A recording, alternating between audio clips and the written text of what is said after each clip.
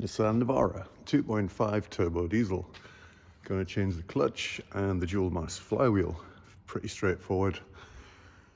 Nothing too difficult, just really heavy. So you're going to need a few strong people to lift the gearbox out or a sturdy transmission jack. I've already lifted the center console out. There's no bolts. Just unclips, pops out. Then there's a rubber boot underneath that. 3 10mm head bolts to take that out. And 4 10mm bolts to take that out. Then there's another 3 10mm head bolts holding the gear stick in. Pop that out, put it to one side, and that's all you need to do on the top, other than disconnect the battery just in case. And then underneath, exhaust needs to come off, front and rear prop shafts to come off. The wiring harness to come off, just unplugs all the way up, let it hang from here. Clutch slave cylinder, 2 bolts, drops out. A bit dark, but up here is your timing sensor. There's a wiring plug onto it, pop that off. 10mm headed bolt, take that out, take the timing sensor out. You have to take it out because it's behind the flywheel, and when you pull the gearbox out, the weight of the gearbox snaps it in half. Don't ask me how I know that. So always take that out. Clutch kit, dual mass flywheel. It's always worth replacing the flywheel. They're not mad expensive, these kits now. I mean, this is a good quality LUK kit. It was about $3.50 on eBay.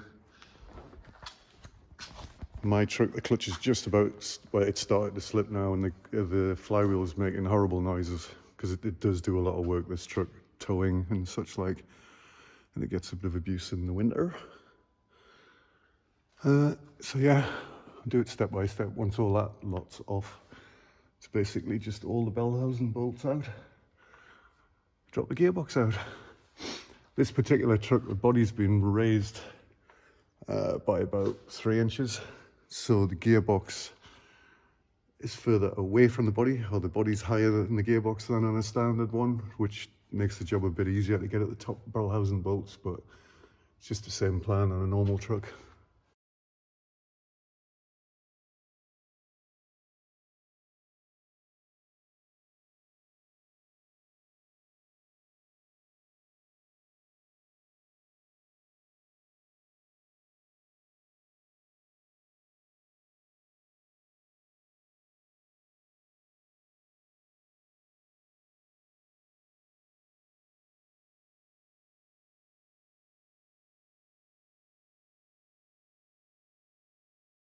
Half an hour later, prop shafts off, exhaust off, wiring harness off, timing sensor out, cross member. As you can see, that took a lot of persuading to get out.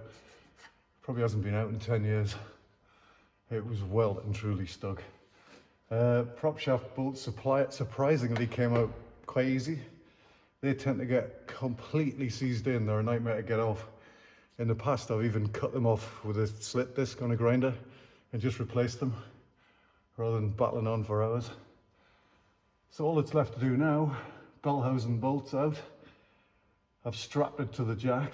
There's a lot of weight back here, so I might put another jack here just in case it rocks. Yeah, bell housing bolts out, pull it out, change the clutch. Easy as that.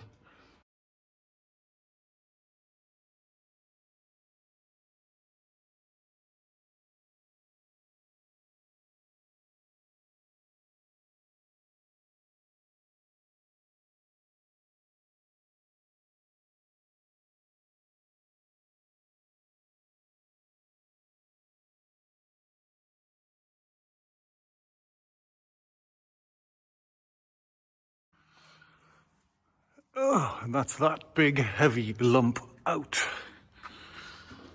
Just the clutch and flywheel. See what I'm doing now, loads of room. One thing I forgot, I always forget, there's a sneaky wrong way round bolt that goes in there from just above the starter, the wrong way. I forget this every time. Every other single bolt goes in that way, and then you come to pull the gearbox out, won't come out because I've left that one in there. It's a real pain in the neck. And this sensor I keep banging on about, it kind of sits around there in the gearbox. So you see when you pull the gearbox, it hits the back of the flywheel and snaps the thing. Not the end of the world. They're only about 20 quid on eBay. It's just a pain in the neck when you want to get the job done in one day. There's a sort of heat shield thing. I just pulled that off the bell housing, tucked it out of the way. I like to say there's 3 inches extra gap here on this vehicle. Normally that's a lot tighter, so it's harder to get to these top few bolts. So pulling this lot out of the way makes life easier. It's just a bit of soft soundproofing. Other than that, pretty straightforward. So I'll take this lot off and we'll have a look at see what state the clutch is in.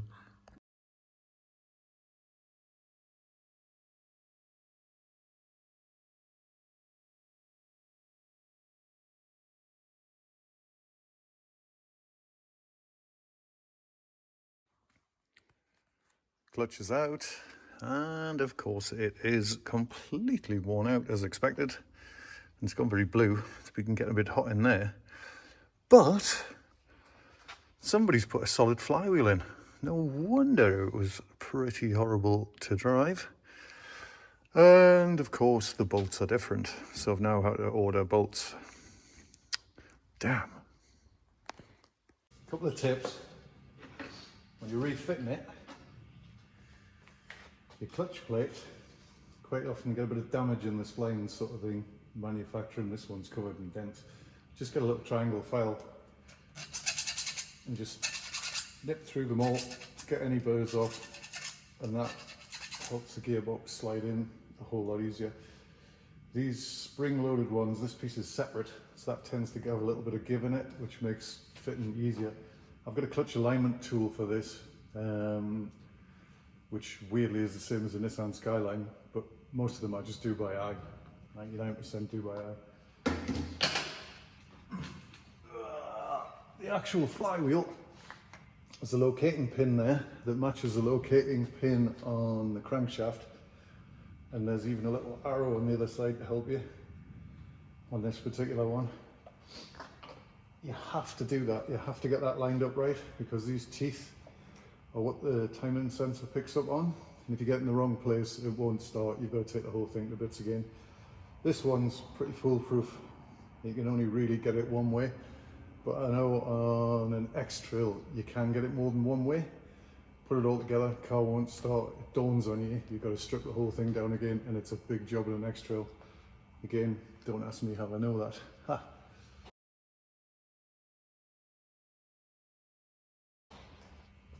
I'm going to change the gear oils, gearbox, transfer box, diff oils. Good practice while you're doing this. But also the gearboxes can get water in them if you're doing a bit of off-roading in deep water through the breathers. You can extend the breathers right about the top if you want to avoid that. But the water lies in the bottom of the gearbox and it gets into 3 switches and kills the switches. And then you lose the ability to switch on 4-wheel drive and 4 low. Switches are easy enough to change, not expensive on eBay. But if you're doing this and you've been off-road, change your oil, just save yourself a bit of grief. Clutch release bearing, easy enough to change. That just pulls out, says B, along with the fork. There's the fork. There's a slider piece inside, that just pushes out, pushed into new bearing, reassemble it, clean it all up, plenty of grease on there. Dead easy, right? Let's put this back together. Oh, and don't forget to torque the flywheel to the correct torque setting, because they're very fine thread and you can pull them, stretch them, just do it right, it'll not come loose and you won't damage anything. That's the bolt for a solid flywheel. And these are the bolts I had to order for the dual mass. Obviously, totally different. One's a bit shorter, different head.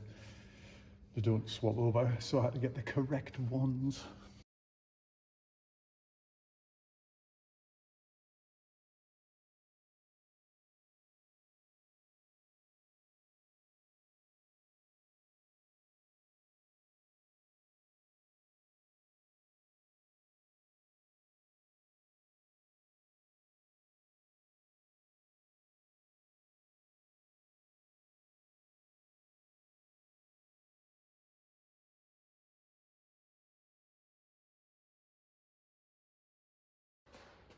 Well, that went in with minimal drama.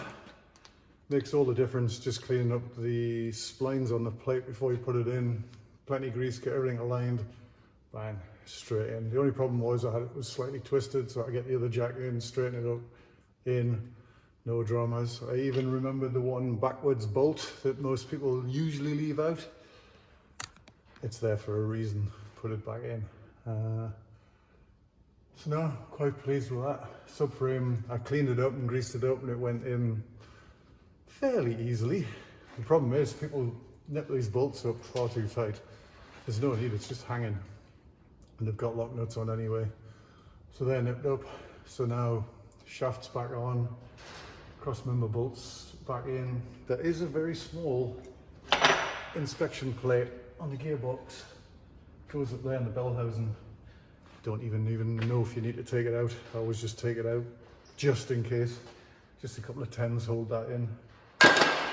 So that in, props, cross member, exhaust on, change the oils, put the gear stick back in, put that bit of soundproofing over. Don't forget to put my favourite timing sensor in. And that is job done. Nearly. One little thing I forgot. I just undid the front prop at the transfer box and let it come down with a subframe. Cross member rather. And when I put the cross member back in, I forgot to lift the prop shaft up with it. So basically I've had to unbolt it, do the job properly. It's not long since it's had a new front prop shaft on it and new bolts, so no drama, nothing seized.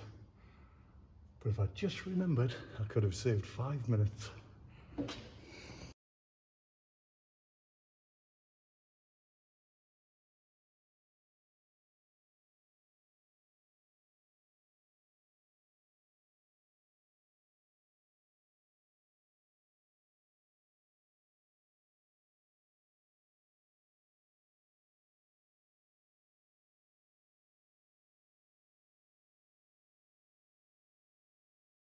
That's the underside buttoned up, job done. I haven't put the rear prop shaft on yet, I'm waiting for a pinion oil seal that's leaking. I might as well do it while it's out. I'll show you the top when I'm finished that. If you're doing this at home, on your back, axle stands, jacks, wheel chokes, anything to stop this moving. If you're on your back, this thing starts moving, it'll kill you. Again, if you're doing it on your back at home with your mate, I was going to say, do it with your mates. It'll take 2 or 3 of you to lift that out. Lift it out in jacks or whatever. If you think the gearbox is going to fall, you're losing it, get out of the way and let it fall. It's a whole lot cheaper to buy a second-hand gearbox than skull reconstruction. Don't ask me how I know.